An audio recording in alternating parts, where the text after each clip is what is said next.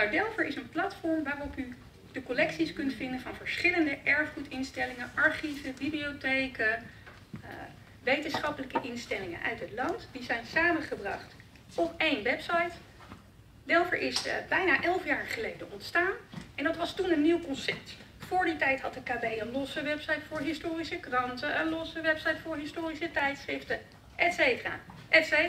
En andere erfgoedinstellingen hadden ook dat soort websites. En dan moest u dus thuis allerlei websites af om informatie te vinden. Dat was natuurlijk tijdrovend.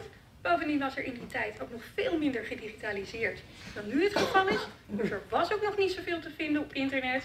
En toen zijn er afspraken gemaakt tussen verschillende instellingen in het land. Een heleboel, steeds meer ook, om samen op één platform die informatie samen te brengen.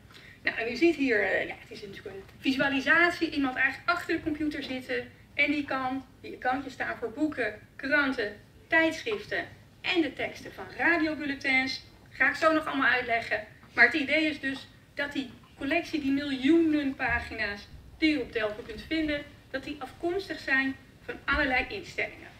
Want Sarah zei het al in het voorstelrondje, de KB beheert de website Delver. Wij maken die website, we doen ook de techniek erachter, het hele digitaliseringsproces. Maar de collectiestukken die u erop kunt vinden, die komen niet alleen van de KB, die komen dus van allerlei instellingen.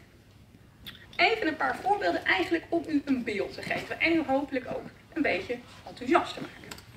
De krantencollectie, dat is de grootste collectie, ongeveer 18 miljoen pagina's. Dan vindt u bijvoorbeeld de oudste krant, de oudste Nederlandse krant die bewaard is gebleven. We weten dus niet helemaal zeker of het de alleroudste was, maar dit is de oudste die we nog hebben, uit 1618, maar ook recentere kranten, zoals deze uit 1992 over de Bijlmerramp. En natuurlijk ook kranten uit de Nederlandse Antillen, zowel uit de 19e eeuw als bijvoorbeeld ook recenter materiaal. Deze is uit 1995. Soms zien we ook heel veel advertenties in Delver. En dat kan heel interessant zijn als u bijvoorbeeld onderzoek doet naar uw familiegeschiedenis. Ja, soms zie je dan heel tragische dingen zoals deze. Dit is een advertentie van Otto Frank, die zijn dochters Anne Frank en Margot zoekt naar de oorlog, weet niet waar ze gebleven zijn. Nou, we weten natuurlijk allemaal hoe dat afgelopen is, helaas.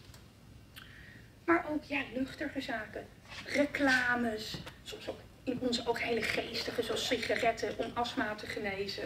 Maar ook berichtjes waarin geliefden met elkaar communiceren. U kunt er werkelijk van alles in vinden. En het geeft vaak een prachtig tijdsbeeld. Tijdschriften uit het Caribisch gebied, uit de Nederlandse Antillen. Deze is uit december 1954. En misschien ziet u het wel, hè? Daar staat autonomia, verwijst naar het statuut voor het Koninkrijk der Nederlanden, wat in december 1954 afgesloten wordt. Dan de boekencollectie. Ja, wat vindt u daar?